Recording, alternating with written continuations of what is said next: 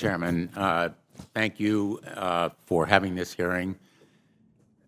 We've heard from a lot of witnesses from you today and others previously about the very important potential of 5G technology. It promises to bring us a new era of connectivity with internet speeds as much as 5 times faster than what we have today, with much lower latency, and that's all a good thing.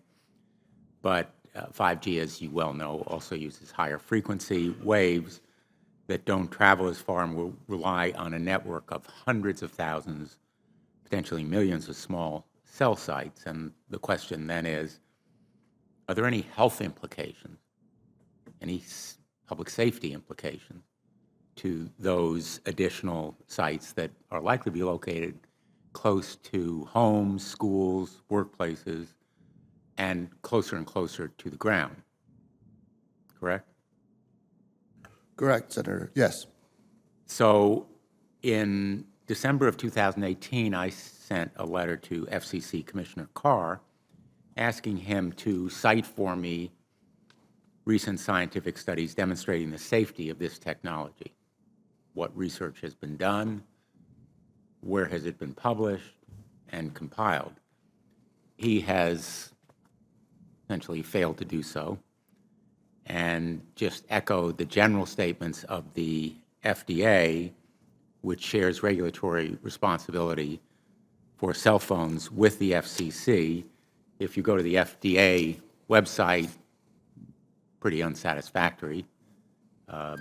There basically is a cursory and superficial citation to existing scientific data saying, quote, the FDA has urged the cell phone industry to take a number of steps, including support additional research on possible biological effects of radio frequency fields for the type of signal emitted by cell phones.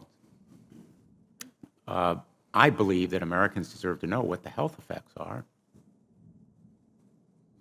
not to prejudge what scientific studies may show, and they deserve also a commitment to do the research on outstanding questions. So my question for you, particularly Mr. Gillen and Mr. Berry, how much money has the industry committed to supporting additional independent research? I stress independent research. Is that independent research ongoing? Has any been completed? Where can consumers look for it? And we're talking about research on the biological effects of this new technology. Thank you, Senator. I think, thank you for your focus on the issue.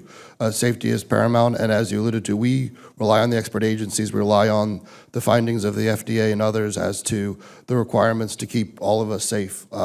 There are no industry-backed studies, to my knowledge right now. Happy to visit with you as to what opportunities you think there needs to be more studies, and we're always for more science. We also rely on what the scientists tell us. So essentially, the answer to my question, how much money? Zero. I can certainly follow up with you, Senator. To my knowledge, there's no active studies being backed by industry today.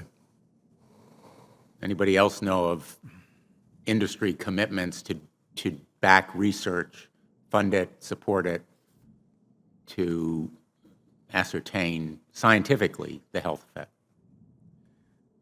Senator, I'm not aware either, but I do know that with small cells especially, you're going to have lower power levels. And of course, as from a carrier perspective, you want to be able to manage interference so that that interference is the lowest interference possible. So I would think that some of those studies or some of that information could be utilized in looking at health consequences. But no, I'm not aware of any. So there really is no research ongoing. We're kind of flying blind here, so far as health and safety is concerned.